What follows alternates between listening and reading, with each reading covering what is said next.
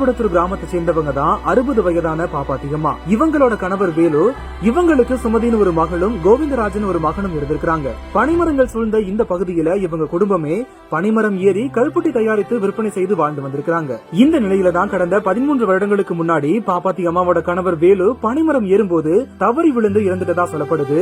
அதுக்கப்புறமா அவரோட மகன் கோவிந்தராஜ் மற்றும் மருமகன் சுப்பிரமணியன் இருவருமே இந்த தொழில செஞ்சுட்டு வந்திருக்காங்க.